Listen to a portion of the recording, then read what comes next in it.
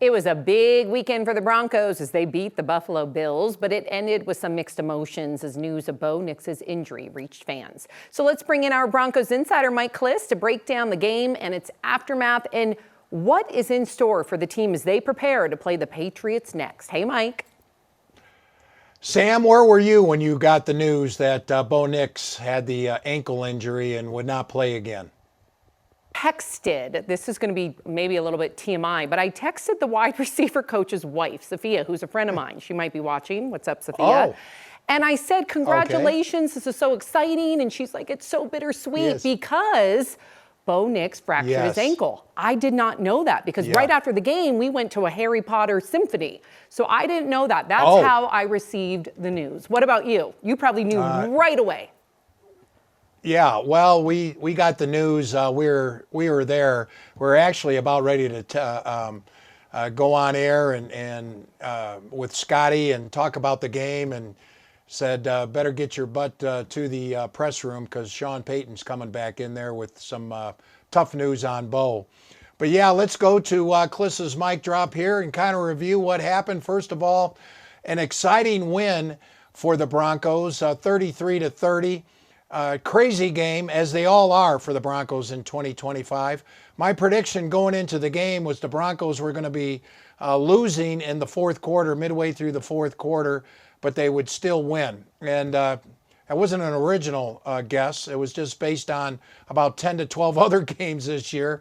And sure enough, it happened one more time. Bo Nix, again, was superb in the clutch.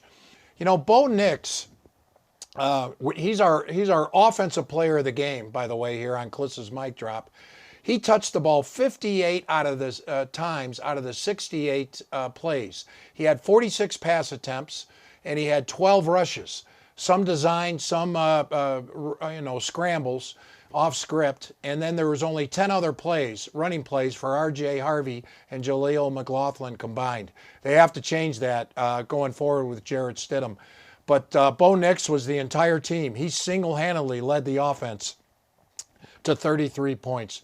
Was clutch at the end of the half, was clutch at the end of the fourth quarter, and was clutch in overtime. And then the defensive player of the game, without question, Jaquan McMillan. Well, I shouldn't say without question, but you got Nick Bonito forced 2 fumbles, so he gets some honorable mention there. But Jaquan with the play of the game as he stripped that ball from Brandon Cooks. It was a legal interception. Sean McDermott complained about it. Now Sean McDermott is fired by the Buffalo Bills. I don't think he deserved that because the Bills were, they were on short rest. It was a tough deal, a long flight. They had 2 flights, Jacksonville and then Denver on 6 days. The NFL didn't do the Bills any favors. They still almost won the game with 5 turnovers. But the Broncos came away with a big win. Now, can they win with Jarrett Stidham going forward? I think Orlando Franklin said they can if everything goes perfect, and I kind of agree. I think the Broncos can win a 20-17, 23-20 type game. I'm sure Sean Payton is going to shorten the game.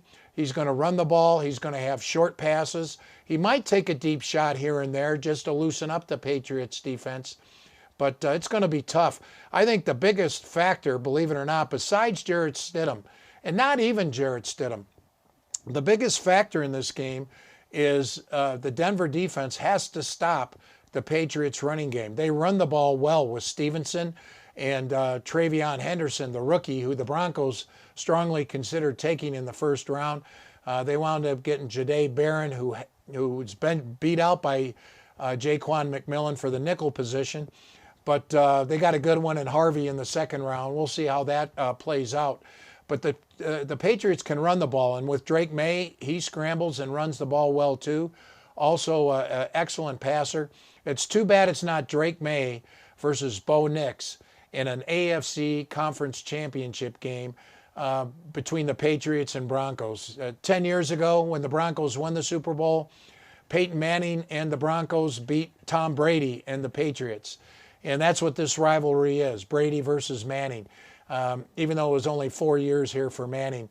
But now it's ready to move on to the young guns, Bo versus Drake May. And unfortunately, Bo Nix with that fractured ankle, he's going to get surgery by Dr. Waltrip, who's a foot and ankle specialist, orthopedic surgeon in Birmingham, Alabama, which is close to where, very close to where Bo grew up. In fact, I think Birmingham might be his home city, home big city anyway. So I think Bo is probably going to miss much of the offseason. We'll see what the Broncos do in the interim.